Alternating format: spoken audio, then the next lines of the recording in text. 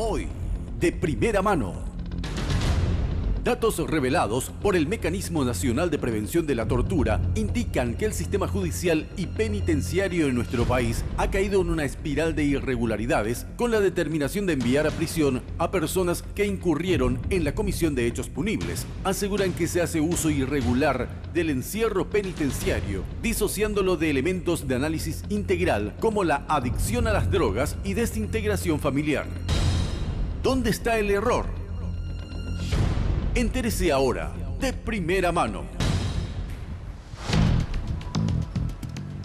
Muy bien, y para entender exactamente qué es lo que sucede, estamos ya en compañía del doctor Jorge Rolón, del Mecanismo Nacional de Prevención de la Tortura. ¿Qué tal, doctor? ¿Cómo está? Buenas tardes. Buenas tardes para todos ustedes y para la audiencia también. Bueno, pareciera ser, y estábamos hablando con varias personas, y dicen, pareciera ser que informes como estos tienden a pretender desproteger a la sociedad. Bueno, ocurre que en este tipo de temas se manejan muchos mitos, muchas medias verdades y también muchas mentiras. Para empezar, la prisión preventiva es una herramienta de carácter cautelar que tiene como fines únicamente y no impedir que un proceso penal llegue a buen término a través de la obstrucción que puede hacer una persona a la investigación o a través de la fuga de esa persona. No tiene, y eso es algo que está muy claro y muy claramente definido en la Constitución, en los convenios internacionales que firmó el Paraguay y en la propia ley, de que sea algo que tenga como fin la seguridad de las personas. Entonces, cuando se habla de eso, para empezar, se está cayendo en un error conceptual muy grave. No tiene ningún fin securitario, digamos, no tiene nada que ver, tiene fin cautelar. Solo es para la tramitación de la causa. Sí, y para evitar que se obstruya la investigación o que la persona se fugue, nada más que eso. Porque si yo lo privo bajo el criterio de que representa un peligro, es como ya una sentencia previa. O considerar que... Son varias las razones. Una, que se vulnera el principio de presunción de inocencia. Dos, que es una pena anticipada, sobre todo en las condiciones en las que se priva de libertad a una persona en las cárceles de nuestro país, en los centros educativos, en realidad son cárceles, lugares destinados a los adolescentes. Y por otro lado, también implica una violación a los derechos humanos de una persona potencialmente inocente, porque ¿quién le devuelve después a esa persona todo lo que sucedió en su vida a partir del momento en que pierde su libertad? Ahora, doctor, cuando hablamos también de la reclusión preventiva de personas, nos referimos también a la gravedad de algunos casos que verdaderamente no ameritan que se llegue a esa medida tan fuerte. Como por ejemplo vemos personas que robaron una gallina, van a la cárcel. O que no es lo mismo robar un banco o robar un celular que robar una gallina. O sea, no hay una diferencia aparentemente. Sí, hurgando en los casos particulares, lo que uno observa es que en gran medida muchas de las personas que están privadas de su libertad hoy no son personas potencialmente peligrosas. ¿Qué significa esto? Que estamos hablando de otro de los mitos. Tomemos el caso de los adolescentes. Se habla mucho de los adolescentes violentos, consumidores de crack, que pueden ser potenciales peligros para la vida de las personas. Sin embargo, según los datos estadísticos que tenemos nosotros, apenas un 12% de los adolescentes están por delitos contra la vida y la seguridad de las personas. 1,2 de cada 10. El resto está por hurtos, delitos pequeños, bagatelarios, como se le llaman en la jerga penal. Y realmente eso se da por una cuestión que tiene que ver con un sesgo muy importante que tiene el sistema punitivo que se observa en todos los países del mundo. Los que van a parar a la cárcel son finalmente los pobres. Quiero dar dos ejemplos, sobre todo tomando el caso de los adolescentes. Si uno va a un centro educativo adolescente acá en Paraguay, va a encontrar que no puede conversar con algún chico que vaya a una institución privada, por ejemplo, que vaya a un colegio privado. La mayor parte de ellos, de hecho el 62% de ellos no están asistiendo a ninguna institución educativa no estaban en el momento en que fueron privados de su libertad. 1 de cada 10 apenas estaba cursando los últimos años de la media, lo que sería el cuarto y quinto, sexto curso de antes, primero, segundo y tercero de la media. 80% de ellos trabajaban. ¿Y en qué trabajaban? A su vez, vendiendo remedios refrescantes, vendiendo cosas en la calle, limpiando vidrio, pidiendo dinero en la calle, tenían alguna ayudante de mecánicos y ese tipo de cosas. Entonces nosotros vemos que hay un sesgo muy particular de enfocar la persecución penal hacia gente marginal o vulnerable, sectores vulnerables. ¿Y cómo esto se observa mirando desde la otra perspectiva? Tenemos un caso muy grave, de un caso muy notorio, el caso Centenario. No quiero entrar en detalle, pero la gente lo conoce. En ese caso, y no es que uno lo quiera, pero no hay ningún niño o chico o adolescente privado de su libertad. Estaba viendo justamente en estos días un caso que nosotros habíamos abordado, donde un chico está preso en Itauguá por tentativa de coacción sexual. Tentativa de Chico, coacción ¿a sexual. cuántos Ahora, pero años más o menos nos referimos? Estamos hablando cuando hablamos de adolescente, hablamos de chicos hasta 18 años. Ahora, doctor, perdón, Sí. ¿dónde está el problema entonces? ¿El problema está en el sistema o está en los magistrados? Porque son los magistrados finalmente los que resuelven si un chico o una persona va a ir a parar a la cárcel hablando pronto y rápido. Entonces, el magistrado tiene toda la potestad y la interpretación de cada causa en particular. El problema está en la resolución de los magistrados, consecuentemente con el sistema judicial. Primera cuestión, el problema no está en la ley. El Código de la Niñez y la Adolescencia, el Código Procesal Penal, el Código Penal establecen un marco normativo que de aplicarse nos daría otra realidad. Y ahí entra el tema de la policía, los fiscales y los jueces. De los casos que nosotros analizamos, vemos que un simple parte policial en donde no se arriman muchos elementos es tomado por el fiscal de manera crítica sin realizar mayor investigación, puesto a consideración de un juez que tampoco se toma el trabajo de considerar esos aspectos que debe considerarse a la hora de privar de su libertad a un adolescente. El tema de la madurez psicosocial, los estudios que deben tenerse en cuenta, el hecho de que la prisión preventiva tiene que ser la última ratio, pero la ultimísima en el caso de los adolescentes, más que en los adultos aún, y eso no es tenido en cuenta a la hora de las decisiones que toman los magistrados. Lo que nosotros vemos es que estas decisiones no están fundadas, no están fundamentadas. Por ejemplo, el peligro de fuga tiene que fundarse.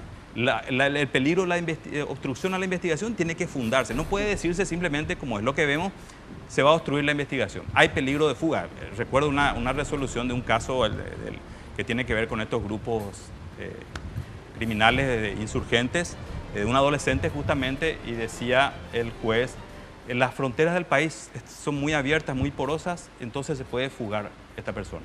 Con ese criterio, a todas las personas a las que se someta a un juicio, se va a tener que... Claro, porque la frontera del país hay muchos puntos ciegos. Reforzar la frontera en todo caso. Y tendríamos que amurallar, como está ocurriendo en la frontera entre México y Estados Unidos, o entre Israel y los territorios palestinos, que se está construyendo un muro. Bueno, una cosa así. Ese no es un argumento. Doctor, Ahora, yo necesitaría ponerme en el lugar de la gente, de la ciudadanía, y me pongo como víctima incluso de varios hechos delictivos. Sí. Y Yo hago la también. misma pregunta que hizo el monseñor Claudio Jiménez. ¿Quién defiende a la ciudadanía? ¿Quién defiende los derechos de la gente que es víctima de esta clase de delincuentes?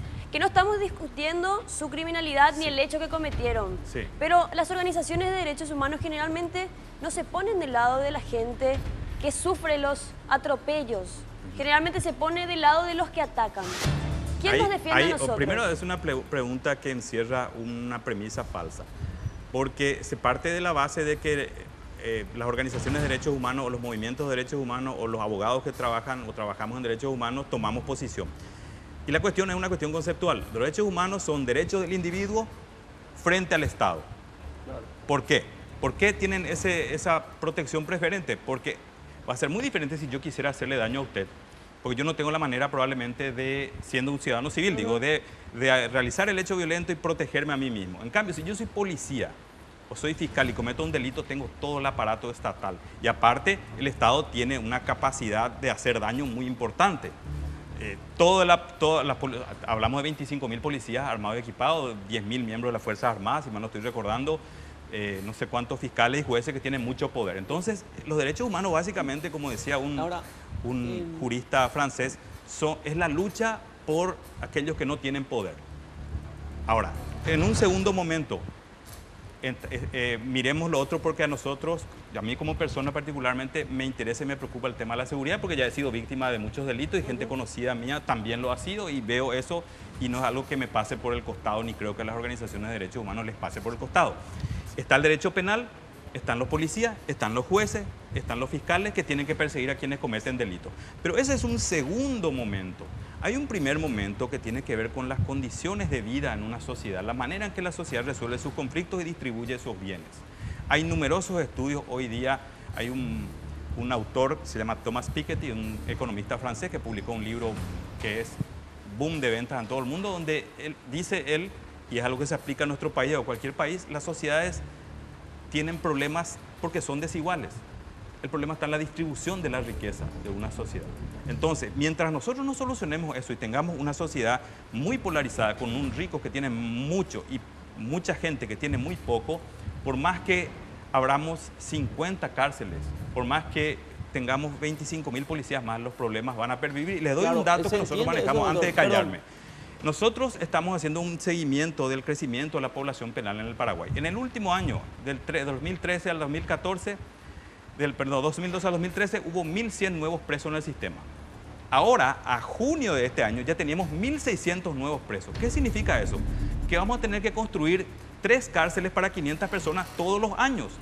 Por más cárceles que construyamos, el problema no se va a solucionar. Claro. ¿Quiénes son los que van? Ahora, doctor, hay una encrucijada presos. muy fuerte en todo esto y quizá ahí se instala la polémica, porque por un lado está el hecho de poder verificar cómo se cumple la norma partiendo de la base de lo que usted decía, que el problema no está en la ley, está en la ejecución de las normativas. Y pasaba con un juez de Luque este año, donde él había dado medidas alternativas a la prisión a algunas personas, incluso menores de edad. Creo que el error fue cuando él volvió a otorgar por un mismo hecho y ya eran mayores de edad. Pero digo el caso de él, que la sociedad en su conjunto sale y lo ataca.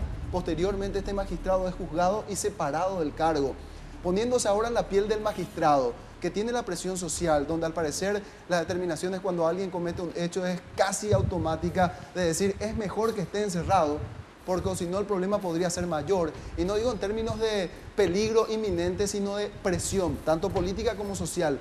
¿Cómo hacemos para impartir normas cuando la situación es como es? Bueno, es una pregunta muy importante porque nos sitúa en la complejidad del tema. Ocurre que estos temas son complejos y se los aborda desde una perspectiva muy simplista por lo general. En primer lugar, las soluciones vía encierro no funcionan. Nosotros tenemos datos como los que yo he compartido con ustedes, donde vemos que la población carcelaria del país ha subido a la estratosfera en los últimos años. Sin embargo, el tema de la seguridad no mejora. Eso nos debería llevar a alguna conclusión, en primer lugar. En segundo lugar, tenemos también una situación en la cual los medios intervienen creando una suerte de alarma social que a veces no se corresponde con la realidad.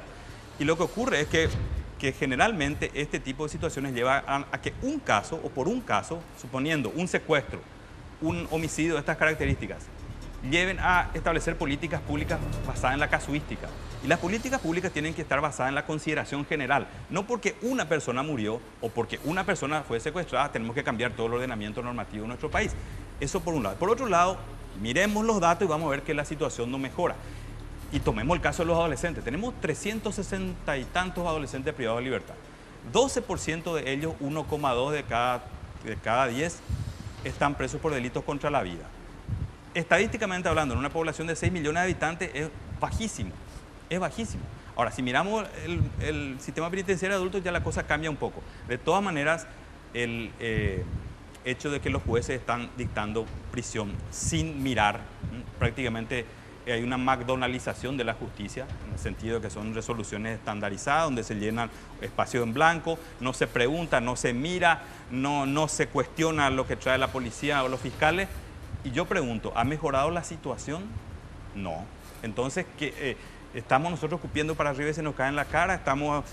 Ocurre que en estas cosas es como los chorizos. Doctor, que ahora en estos últimos tiempos, como decía Beto, lo que se cuestiona justamente son las medidas alternativas. Hablando pronto y rápido, medidas alternativas que se contrapone quizás un poco lo que ustedes están planteando, digo bien, de que que un juez, sin tener muchos elementos, utilizando el informe policial, como dice usted, que puede estar tergiversado incluso el informe judicial, sin hacer una investigación previa, directamente a la cárcel. Sí. Ahora, se cuestiona también hoy, en contrapartida, las famosas medidas alternativas, que un chico sale por un caso de robo y después entra por un caso de homicidio, en donde el cuestionado es el juez, obviamente. Entonces, cuando la sociedad está exigiendo que se paren con las medidas alternativas, aparecen ustedes con este pensamiento de que si es posible tratemos de evitar que la gente vaya a la cárcel. Bueno, hay varias cosas. Yo no sé si la sociedad demanda eso o los medios dicen que la sociedad demanda, porque hay una diferencia Pero entre nosotros opinión no hacemos pública esto, es lo que y dice la entre opinión sociedad, pública y doctor. opinión publicada, como No dicen es los un invento autores. de la prensa, ojo, es un invento. No, yo no digo que sea invento, pero en esa percepción de la gente influyen mucho los medios. De que los medios son importantes, no podemos negar. Las redes sociales no son manipulables. Creo que es fácilmente de constatar lo que se vive, el Sí, pero temor ciudadano y la inseguridad. Sinceramente, yo no tengo números y datos para decir sí, la gente quiere, porque es una afirmación muy fuerte. De todas formas, yo entiendo la cuestión. Pueden darse casos, y de hecho se dan casos, pero yo considero por los números que he visto, porque quiero hablar con datos, cifras y números, seriamente, de que son anecdóticos y que no constituyen un problema en sí mismo. Lo que sí constituye un problema, y les pido que lean el informe de gestión que presentó el mecanismo este año, que es una obligación que tenemos por ley, donde nosotros abordamos un capítulo y analizamos el tema del encierro desde la perspectiva de la seguridad. Para nosotros, y eso es algo que creo yo que si se socializa de la manera en que nosotros estamos viendo, con datos y cifras, puede hacer cambiar la opinión de la gente, creemos que con razón, de que el uso abusivo de la prisión preventiva tiene un efecto negativo en el ámbito de la seguridad. Es contrario a lo que se dice. Alguien que entra a Tacumbú por un delito menor sale peor de lo que entró, porque lo que las estadísticas no cuentan es que, yo les dije cuántos nuevos presos tenemos en el año 2014, sin que haya terminado el año. Lo que no se cuenta es que, por ejemplo, en el 2013 entraron 6.000 personas al sistema penitenciario. Ahora, doctor, pero y salieron, no, quiero terminar, salieron 5.000. Salieron 5.000. ¿Qué pasa con esos 5.000? En la cárcel. ¿Qué pasó con esos 5.000 que salieron, que ya tienen antecedentes? Ahí el problema es penitenciario, doctor. No, es penitenciario porque esa gente sale afuera. No, entra ya sé, y sale. pero el problema es el sistema penitenciario. Sí, también. Que es todo un tema También. que podemos debatir días y días. El problema es y eso es categórico. ¿Sabes dónde yo Aquí tengo, en Paraguay por lo menos. ¿sabes dónde tengo la preocupación, Eso es cierto, Dani? eso Disculpa es que te cierto. interrumpa, doctor. Sí. Quizá acá el grave problema es la política criminal que se traza desde el Ejecutivo. Porque con lo que usted está diciendo, yo me llevo una impresión muy negativa. Cuando usted decía, casi el 88% de los jóvenes están privados por cuestiones bagatelarias, ¿cómo saldrán? Haciendo números rápidos, me imagino que hay una distribución de vuelta de ese excedente del 88%. 82. Usted decía 12% que está por hechos... Que atentan Sí, contra delitos la graves vida. delitos contra la graves. vida. Y el Sí, sí, sí. 88% está distribuido. Ahora, ¿cómo 82. salen estos chicos? Esa es la pregunta.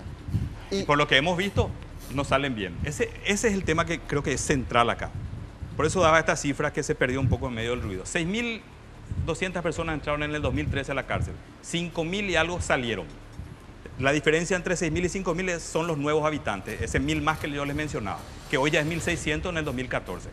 Esos 5.000 que salieron, más los 5.000 que ya habrán salido este año, estamos hablando de 10.000 personas que pasaron por el sistema penitenciario, que ya tienen antecedentes, que no debieron a lo mejor haber ido, que no son tan peligrosos como la gente parece creer que son. Pasaron por y la que escuela criminal. Pasaron por una escuela criminal. ¿Qué ocurre en la cárcel? Yo conozco gente que después se convierte en mis compañeros de banda. Si yo empecé robando celulares, después ya asalto bancos. Si asalto bancos, después ya me convierto en sicario.